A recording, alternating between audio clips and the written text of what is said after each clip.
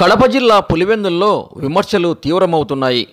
ఎన్నికల ప్రచారాన్ని వైసీపీ ఇంకా మొదలు పెట్టలేదు, కానీ అధికార టీడీపీ ఎప్పుడో ఆ కార్యక్రమాన్ని మొదలుపెట్టేసింది. కడప లోక్సభ అభ్యర్థి ఆదినారాయణ రెడ్డితో కలుపుకొని పులివెందుల అభ్యర్థి సతీష్ కుమార్ రెడ్డి ప్రచారాన్ని ప్రారంభించేశారు.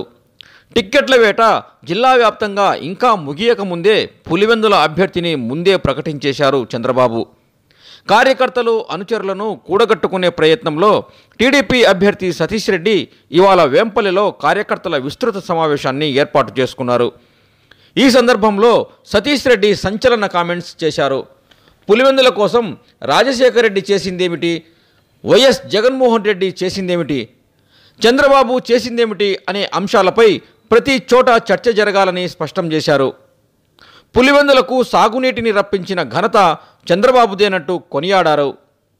వేంపల్లిలో జగన్ కంటే తనకు 5,000 ఓట్ల ఆధిక్యం వస్తుందని సతీష్ రెడ్డి అన్నారు. అలా గనక రాకపోతే తాను రాజకీయాల నుంచి శాశ్వతంగా తప్పుకుంటానని ఎలుగెత్తారు సతీష్ రెడ్డి.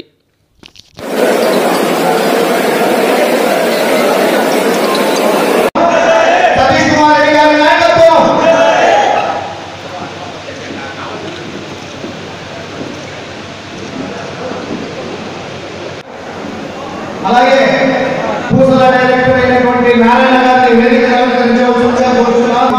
మసీదుల్లో పనిచేస్తారు అంటే మన గుళ్ళల్లో పూజారులు ఏ విధంగా ఉంటారో వాళ్ళకు కూడా ఏదో గుండి ఆదాయమో ఇంకో ఆదాయమో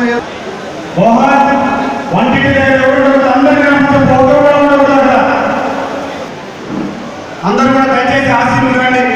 ప్రెస్ వాళ్ళకి ఇక్కడ ఏంటి మిగతాడు ప్రెస్ తప్పు మిగతా ఇక్కడ ప్రెస్ వాళ్ళకి ఆ చేసి ఇవ్వండి.